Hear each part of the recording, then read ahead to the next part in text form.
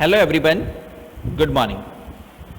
In this video, we are going to learn a new chapter from the textbook Footprints Without Feet. The name of the chapter is The Making of a Scientist. So let's start. Richard Ebright, the main character of our lesson. Richard Ebright has received the Searle Scholar Award and the Schering Plough Award for biochemistry and molecular biology. Molecular means study of DNA. It was his fascination for butterflies that opened the world of science to him. Okay, fascination means attraction you can say, okay, or shock. ठीक है, उसका fascination की वजह से पर जो fascination था उसकी वजह से वो साइंस की दुनिया में एंटर हुआ. Let's start what happens to him and how he becomes a scientist. Let's start. First of all, these are the questions, read and find out, which we are going to read the chapter and will find out. Let's start. At the age of 22, a former Scout of the Year excited the scientific world with a new theory on how cells work. At the age 22, you have to remember this. जब वो 22 साल का था, and a former Scout of the Year, student of the year, you can say that, excited the scientific world with a new theory on how cells work. ठीक है, उसने अपनी एक न्यू थियरी दी थी जिसमें उन्होंने बताया था कि जो सेल्स है बॉडी में वो किस तरह से काम करता है. Richard H. Ebright and his college roommate explained the theory in an article in the Proceedings of the National Academy of Science. Okay, and he means Richard H. Ebright as well as his friend or his roommate, they both have worked on this theory and proceeded of the National Academy of Science. It was the first time this important scientific journal had ever published the work of college students. Okay, now this is the first time that any important scientific journal has published the work of college students. ठीक है, पहली बार हुआ था कि कोई भी journal ने, scientific journal ने किसी भी स्टूडेंट का कोई डॉक्यूमेंट पब्लिश किया हो. So in sports that would be like making the big leagues at the age of 15 and hitting a home run your first time at bat. ठीक है, आपको पता होगा, ठीक है, होम रन किससे बोलते हैं. ठीक है, जब बेसबॉल खेलते हैं तब अगर वो बॉल को हिट करने के बाद पूरा रन लगा देते हैं तो उसे होम रन कहते हैं. जहाँ से उन्होंने हिट किया वो दौड़ते हुए वापस उसी जगह पर आ जाए उसे होम रन कहते हैं. तो ये स्टूडेंट्स के लिए ये जो उनको ये सक्सेस मिला था वो जैसे कि होम रन जैसा था. For Richard Ebright it was the first in long string of achievements in science and other fields and it all started with butterflies. ठीक है, वो स्टार्ट कैसे हुआ? With the butterflies. An only child, Ebright grew north of Reading, Pennsylvania. ठीक है, कहाँ पर वो अपना ग्रोन अप हुआ था? वो पेंसिल्वानिया में. There wasn't much I could do there, he said. I certainly couldn't play football और baseball with a team of one. ठीक है, वहाँ पे वो अकेला रहता था, इसलिए किसी के साथ फुटबॉल खेलना, बेसबॉल खेलना वो पॉसिबल नहीं था. So but there was one thing I could do is collect things. इसलिए वो क्या करता था अपना टाइम स्पेंड करने के लिए? वो कुछ ना कुछ चीज़ें कलेक्ट करता था. So he did, and did he ever. Beginning in kindergarten, Ebright collected butterflies with the same determination that has marked all his activities. ठीक है, जब वो केजी में पढ़ रहा था तब उसने बटरफ्लाइज कलेक्ट करना स्टार्ट किया. Determination means decision. He also collected rocks, fossils and coins. Fossils means remains of plants और एनिमल्स. ठीक है, तो वो क्या क्या कलेक्ट करता था? बटरफ्लाइज कलेक्ट करता था, रॉक कलेक्ट करता था, fossils and coins. He became an eager astronomer. ठीक है, वो एस्ट्रोनॉमर जैसा बन गया था. to sometimes star gazing all night. हर कभी कभी वो पूरी रात भर स्टार्स को देखता रहता था. So this was his activity when he was a child. You can be asked what he was doing when he was child. So you have to write when he was in kindergarten, he has started to collecting butterflies, and then he also collecting rocks, fossils and coins, and even he became an eager astronomer too, and sometimes stargazing all the night. Clear? Now let's go ahead. Here the meaning of home run is given. A home run in the game of baseball is when the batter scores a run after running safely around all bases and back to the home plate without stopping. ठीक है, रुके बिना वापस अपने plate पर आ जाए उसे home run कहते हैं. A ball hit out of the playing field is also called a home run. अगर वो बॉल हिट करे तो हम जैसे क्रिकेट में 6 बोलते हैं, तो 6 किसे बोलते हैं? अगर वो ग्राउंड के बाहर चला जाए. तो इस तरह से ही अगर वो बॉल ग्राउंड के बाहर जाता है तो उसे भी होम रन कहा जाता है. Getting a paper published at the age of 15 in a scientific journal is here compared to scoring a home run while batting for the first time. ठीक है, उसका जो जर्नल पब्लिश हुआ था उसके लिए बात करते थे. तो वो किस तरह से था? जैसे कि फर्स्ट टाइम बैटिंग कर रहा है और होम रन ले उसके जैसा. Okay, now let's go ahead.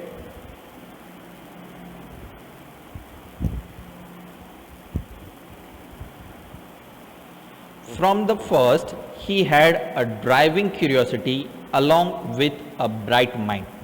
ठीक है, पहले उसकी क्यूरियोसिटी बहुत थी और ब्राइट माइंड था. He also had a mother who encouraged his interest in learning. ठीक है, उसकी मदर ने भी उसको बहुत ही सपोर्ट किया था. She took him on trips, bought him telescopes, microscopes, cameras, mounting materials and other equipment and helped him in many other ways. Okay, you can be asked a question in 2-mark question, how Richard Ebright's mother helped him.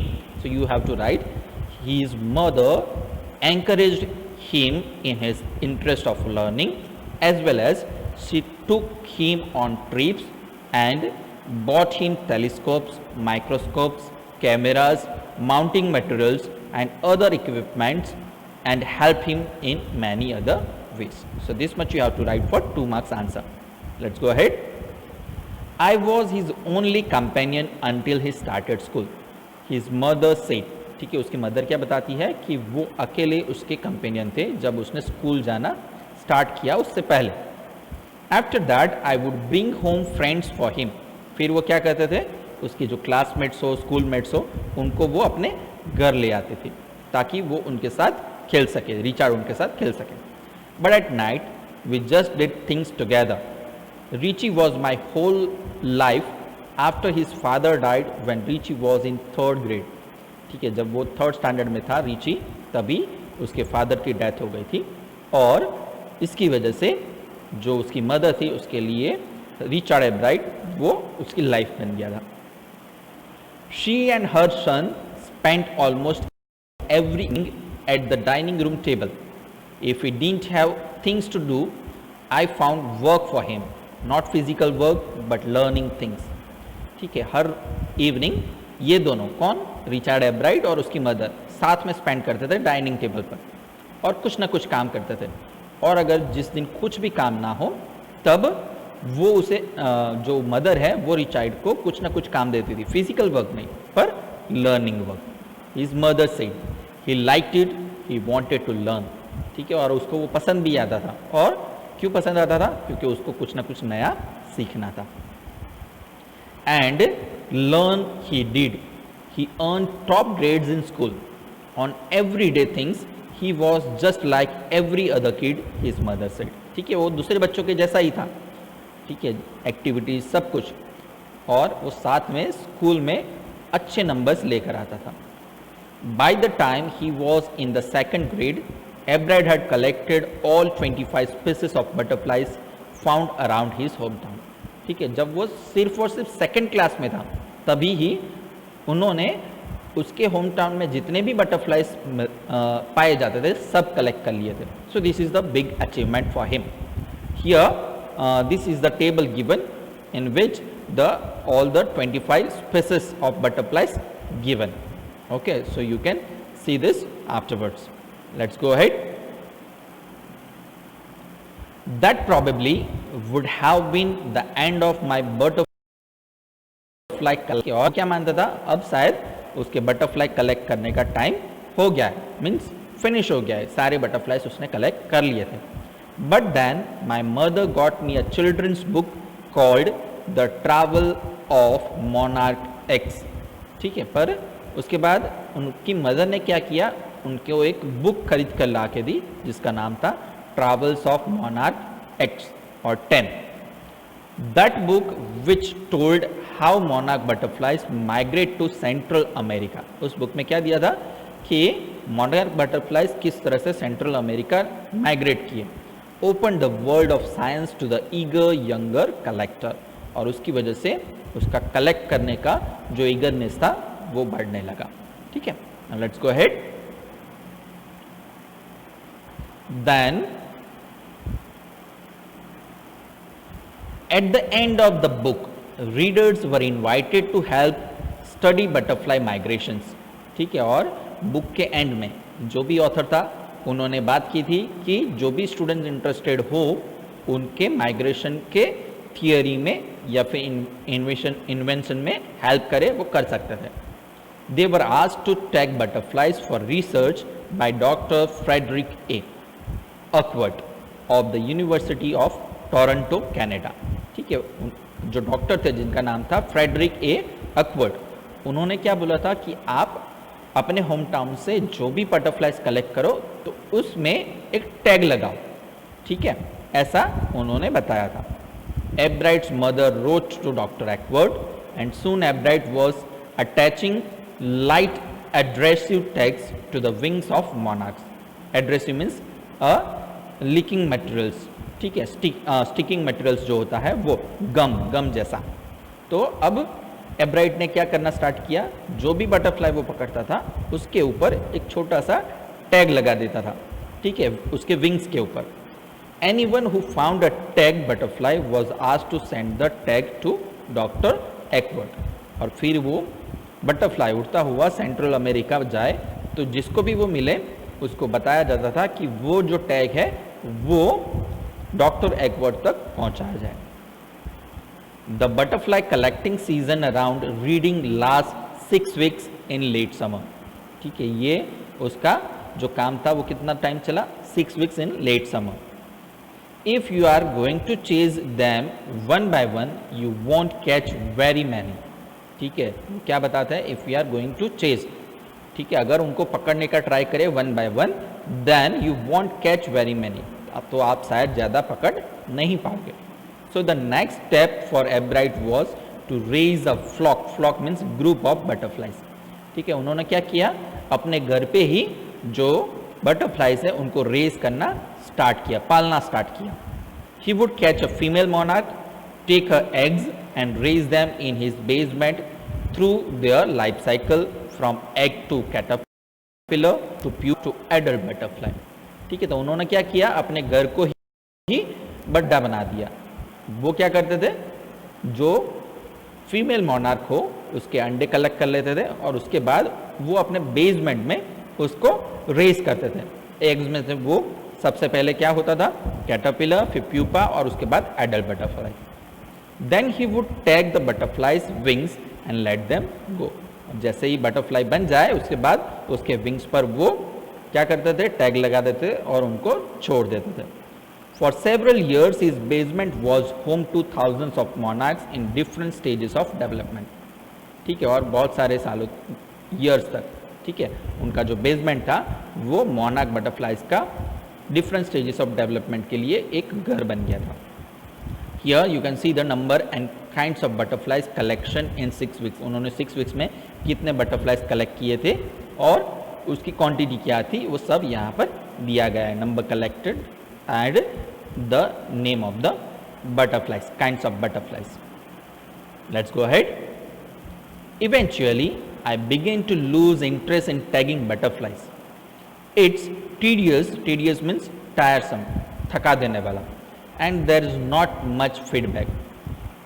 ठीक है, एब्राइट क्या बोलते थे कि वो collect करना अब उनका इंटरेस्ट जो था वो धीरे क्यों, क्योंकि वो थका देने वाला काम था और साथ साथ में उसके बाद फीडबैक भी मिलते नहीं थे. In all the time I did it he laughed, only 2 butterflies I had tagged were recaptured. ठीक है, जितने भी उन्होंने बटरफ्लाइज को टैग लगाया था उसमें से सिर्फ और सिर्फ 2 ही ऐसे थे जो वापस गए थे. And they were not more than 75 miles from where I lived. और वो कहाँ से मिले थे, जहाँ पर वो रहते थे उससे सिर्फ और सिर्फ 75 माइल्स दूर जाके मिले थे. Now these are the question which we have to find out, read and find out after reading the further text. Let's go ahead.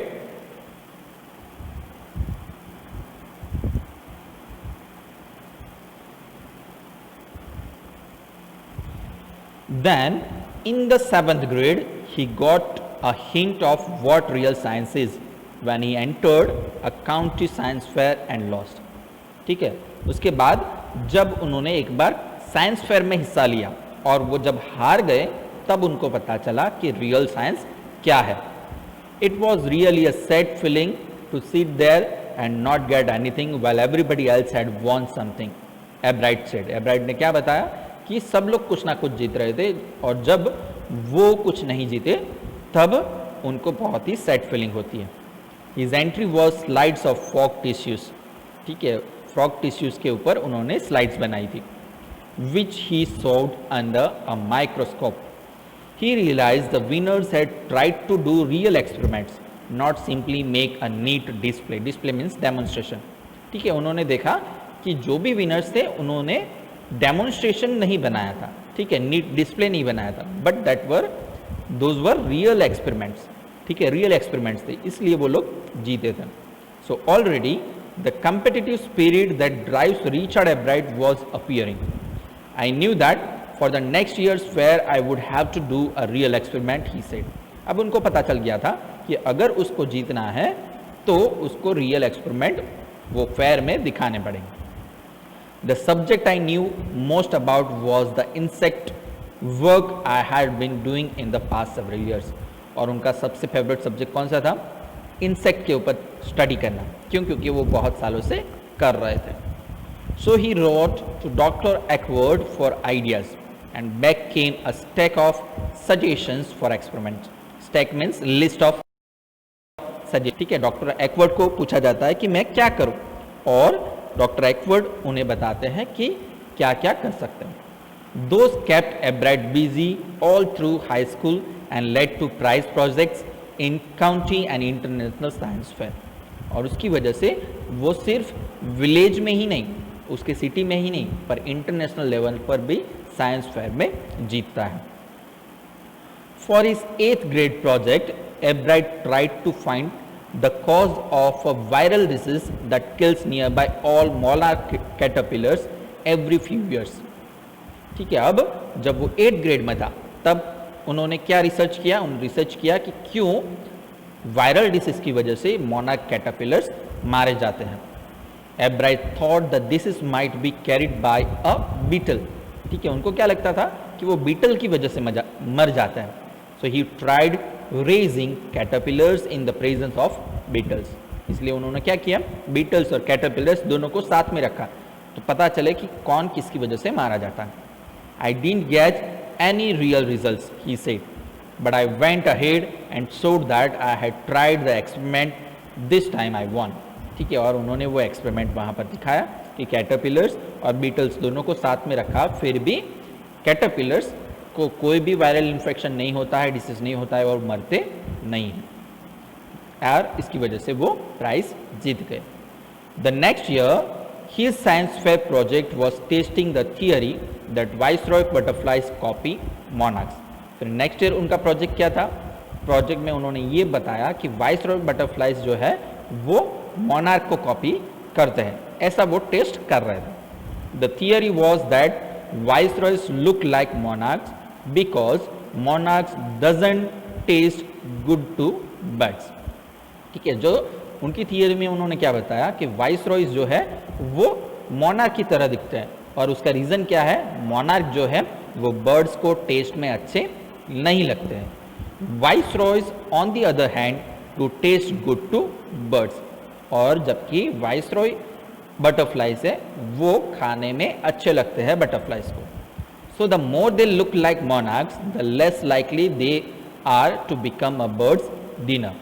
ठीक है, और मोनार्क वाइसरॉय जैसे ही है, पर फिर भी एक रीजन की वजह से जो बर्ड्स है उनको कम पसंद करते हैं खाने में। ठीक है, Ebright's project was to see whether in fact birds would eat monarchs. ठीक है, कि बर्ड जो है वो मोनार्क को खाते हैं कि नहीं।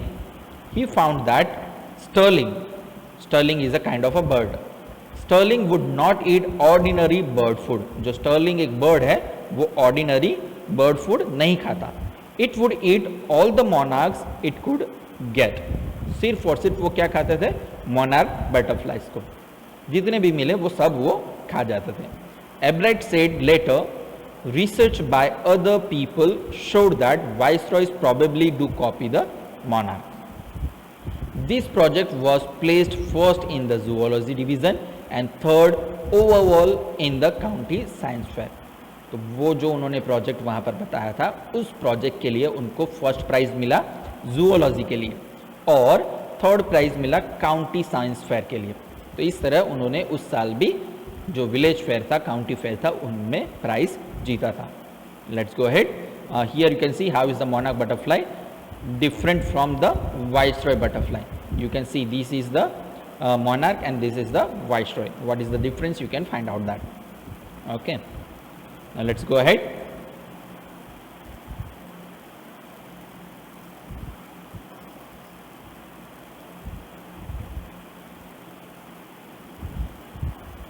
In his second year in high school, Richard Ebrard began the research that led to his discovery of an unknown insect hormone. ठीक है, जब वो हाई स्कूल के सेकेंड ईयर में थे तब उन्होंने इंसेक्ट के हार्मोन के ऊपर स्टडी करना स्टार्ट किया। Indirectly it also led to his new theory on the life of cells. The question he tried to answer was simple, what is the purpose of the 12 tiny gold spots on a monarch pupa? Pupa means butterfly. ठीक है, जब वो butterfly बनते हैं उससे पहले का जो पीरियड होता है उसे प्यूपा कहा जाता है। तो अब उनका पर्पस क्या था कि जो बर्ड्स के बटरफ्लाई के विंग्स पर जो छोटे छोटे डॉट्स है, ब्लैक डॉट्स है, गोल्ड स्पॉट्स है, उसका रीजन क्या है, उसका पर्पस क्या है, वो जानना उनका थियरी था। Everyone assumed the spots were just ornamental. Ornamental means decorative. सबने क्या बोला कि वो सिर्फ और सिर्फ उनकी ब्यूटी को बढ़ाने के लिए है। Ebrard said, but Dr. Awkward didn't believe it. पर डॉक्टर अकवर्ड वो बिलीव नहीं करते। So to find the answer, Ebrard and another excellent science student first had to build a device that showed that the spots were producing a hormone necessary for the butterfly's full development. ठीक है, फिर एब्राइट ने क्या किया, एब्राइट और साथ साथ में एक दूसरा एक ब्रिलियंट स्टूडेंट था, उन दोनों ने मिलके एक डिवाइस बनाई जिसके थ्रू उनको ये पता चला कि जो स्पॉट्स उनके बॉडी पर होते हैं उसकी वजह से उनका ओवरऑल डेवलपमेंट होता है। This project won Ebrard first place in the county fair and entry into international science and engineering fair. और वो प्रोजेक्ट की वजह से उनको काउंटी साइंस फेयर में फर्स्ट प्राइज मिला और साथ साथ में इंटरनेशनल साइंस फेयर के लिए भी उनको एंट्री मिली। There he won third place for zoology और वहाँ पर भी वो जीते third place. He also got a chance to work during the summer at the entomology laboratory of the Walter Reed Army Institute of Research। और वहाँ पर जीतने की वजह से उनको चांस मिला कि समर में वो जो लेबोरेटरी है of the Walter read army institute of research, entomology means science study of insects, ठीक है, साइंटिफिक स्टडी ऑफ इंसेक्ट की जो लेबोरेटरी है उसमें काम करने का मौका मिला, सीखने का मौका मिला। As a high school junior, Richard Ebrard continued his advanced experiments on the monarch pupa। और जैसे जैसे वो हाई स्कूल में बढ़ा वैसे वैसे वो मोनार्क प्यूपा के ऊपर और ज़्यादा से ज़्यादा रिसर्च करने लगा। That year his project won first place at the international science fair and gave him another chance to work in the army laboratory during the summer. और इस बार वो फर्स्ट प्राइज जीतते हैं और उनको फिर से एक बार समर के टाइम पे आर्मी लेबोरेटरी में काम करने का या फिर सीखने का मौका मिलता है। In his senior year he went a step further. He grew cells from a monarch's wing in a culture and showed that the cells would divide and develop into normal butterfly wing scales only if they were fed the hormone from the gold spots. अब जब वो senior में आए तब उन्होंने क्या किया, जो भी सेल्स से मोनार्क बटरफ्लाई से वहाँ से वो कलेक्ट करके उनको अलग से रेस करने लगे और उसकी वजह से जो नॉर्मल बटरफ्लाइज है वो भी जनरेट होने लगे। And they were fed the hormone from the gold spots, और जैसे ही उनको गोल्ड स्पॉट से हार्मोन मिलने लगे तो वो भी मोनार्क बटरफ्लाइज की तरह ही लगने लगे। That project won first place for zoology at the international fair, और वो प्रोजेक्ट भी फर्स्ट प्राइज जीतता है। He spent the summer after graduation doing further work at the Army Laboratory and at the laboratory of the US Department of Agriculture. और उनको सिर्फ अब army laboratory में नहीं पर US डिपार्टमेंट ऑफ एग्रीकल्चर की लेबोरेटरी में भी काम करने का सीखने का मौका मिलता है। The following summer after his freshman year at Harvard University, Ebright went back to the laboratory of the Department of Agriculture and did more work on the hormone from the gold spots. अब जब next year का summer vacation आता है तब वो क्या करते हैं, जो डिपार्टमेंट ऑफ एग्रीकल्चर की लेबोरेटरी है वहाँ पर जाके जो गोल्ड स्पॉट्स है उसके बारे में, हार्मोन के बारे में ज़्यादा से ज़्यादा स्टडी करते हैं। Using the laboratory's sophisticated instruments he was able to identify the hormone's chemical structure, और वहाँ पर जो बहुत अच्छे अच्छे इंस्ट्रूमेंट्स थे उनकी वजह से उनको ये पता लग सका कि हार्मोन्स के केमिकल स्ट्रक्चर क्या है। एंड हाफ लेटर मीन्स 1.5 साल के बाद, during his junior year, Ebright got the idea for his new theory about cell life. अब उनको एक नया आइडिया मिलता है कि अब उनको सेल लाइफ के बारे में स्टडी करना चाहिए या रिसर्च करना चाहिए। It came while he was looking at X-ray photos of the chemical structure of a hormone. वो ख्याल उनको कब आया, जब वो hormone chemical structure of hormone के एक्सरे देख रहे थे तब उनको वो ख्याल आता है। When he showed those photos, Ebright didn't shout Eureka or even I have got it. जैसे ही उन्होंने वो फोटो देखा तो वो खुश होकर चिल्ला नहीं उठते हैं, eureka means exclamation for Joy, but he believed that along with his findings about insect hormones, the photos gave him the answer to one of biology's puzzle, how the cell can read the blueprints of its DNA.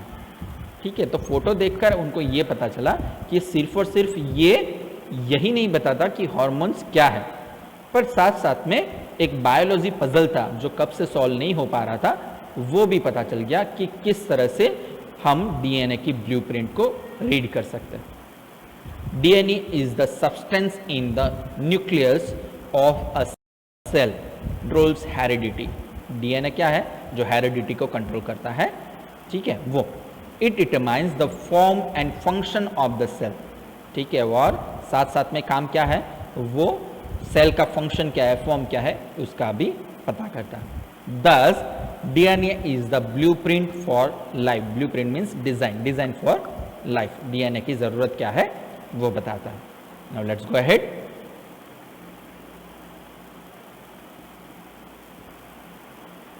Now, Ebright and his college roommate James R.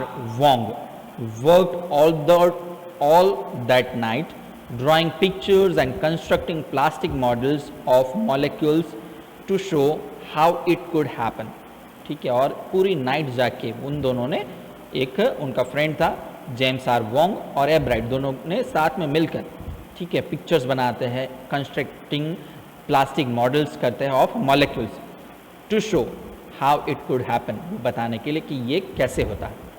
Together they later wrote the paper that explained the theory, और उसके बाद उन्होंने paper में अपनी theory explain की जो journal में publish हुई थी, in the beginning which we have discussed about. Surprising, no one who knew him, Richard Ebright graduated from Harvard with highest honors, second in his class of 1510। ठीक है, कितने students है? 1510 students में से वो सेकंड रैंक पर आकर अपना ग्रेजुएशन कंप्लीट करते हैं। Ebright went on to become a graduate student researcher at Harvard Medical School, और वहाँ से फिर वो हार्वर्ड मेडिकल स्कूल में एंट्री लेते हैं। There he began doing experiments to test his theory, और वहाँ पर वो नए नए एक्सपेरिमेंट्स उनकी थियरी को प्रूव करने के लिए करते रहते हैं। If the theory proves correct, it will be a big step towards understanding the process of life, और अगर ये थियरी सक्सेसफुल हो जाती है तो उसकी वजह से जो लाइफ है, प्रोसेस ऑफ लाइफ, वो हम समझ पाएंगे। It might also lead to new ideas for preventing some types of cancer and other disease, और उसकी वजह से बहुत रेयर टाइप्स के जो कैंसर है, ठीक है, या फिर अदर डिजीज है, उसको भी कंट्रोल में कर सकेंगे। All of this is possible because Ebright's scientific curiosity, और ये पॉसिबल क्यों हुआ? उनकी क्यूरियोसिटी की वजह से। His high school research into the purpose of the spots on a monarch pupa eventually led him to his theory about cell life। उन्होंने जो काम करना स्टार्ट किया था प्यूपा के हार्मोन्स के बारे में स्टडी करना, और उसी की वजह से उनको नए नए आइडियाज़ मिलते हैं और ह्यूमन सेल लाइफ के बारे में अब वो स्टडी करने लगते हैं। Richard Ebright has been interested in science since he first began collecting butterflies. उनका इंटरेस्ट कब से स्टार्ट हुआ था? जब वो बटरफ्लाइज को कलेक्ट कर रहे थे तब से। But not so deeply that he hasn't time for other interest, पर इसका मतलब ऐसा नहीं था कि उनको दूसरे शौक नहीं थे। Ebright also become a champion debater and public speaker and a good canoeist and all around outdoors person. ठीक है, वो एक अच्छा डिबेटर भी था, अच्छा पब्लिक स्पीकर था, and good canoeist.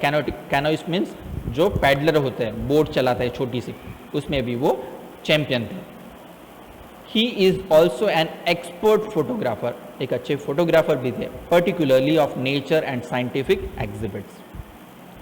In high school, Richard Ebright was a student, simple student थे, because learning was easy. He turned a lot of his energy towards the debating and Model United Nations Club। ठीक है, और वो अपनी energy सबसे ज़्यादा किस में डालते थे? To debating for the model United Nation clubs. He also found someone to admire, Richard A. Verrill. He is social studies teacher and adviser to both clubs. ठीक है, और उनको ज़्यादा से ज़्यादा इंकरेज कौन करते थे? Richard A Weaver. ठीक है, ताकि वो ज़्यादा से ज़्यादा आगे बढ़ पाए। Mister Weaver was the perfect person for me then, he open my mind to new ideas, Ebright said. ठीक है, वो बताते हैं कि जो मिस्टर वेरर थे उन्होंने ही उनका माइंड ओपन किया था ताकि उसको नए आइडियाज़ मिल सके और नए नए एक्सपेरिमेंट्स वो कर सके। Richard would always give that extra effort, Mr. Verrill said. What pleased me was, here was this person who put in 3 or 4 hours at night doing debate research, besides doing all his research with butterflies and his other interests. ठीक है, mister वेरर को वो student क्यों ज़्यादा पसंद आया था? क्योंकि रात में वो 3 से 4 घंटे अपने डिबेट को प्रिपरेशन करने के लिए देता था, और साथ साथ में उसके भी जो भी रिसर्च थे बटरफ्लाइज के ऊपर, उसके इंटरेस्ट के, उसके लिए भी वो दिन में या रात में टाइम देता था। So that's why mister Weaver was liking him so much. Richard was competitive, mister Weaver continued, but not in a bad sense. बहुत ही कम्पिटिटिव था। ठीक है, उस कंपटीशन करना, उसमें हिस्सा लेना बहुत ही पसंद था।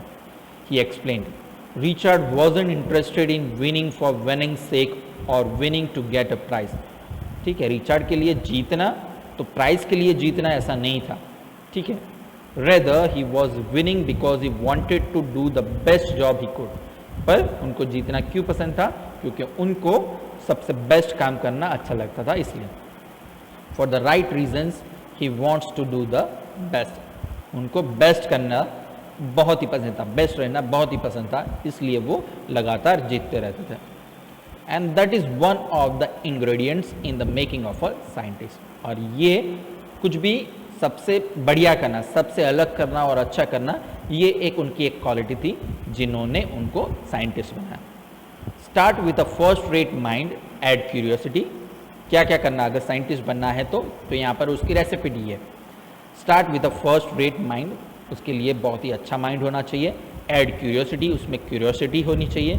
And mix in the will to win for the right reason, साथ साथ में एक विल होना चाहिए, ठीक है, करेज होना चाहिए to win for the right reason, जीतने का हमारा मकसद होना चाहिए, तब हम साइंटिस्ट बन पाएंगे। एब्राइट हैज़ दीज क्वालिटीज़।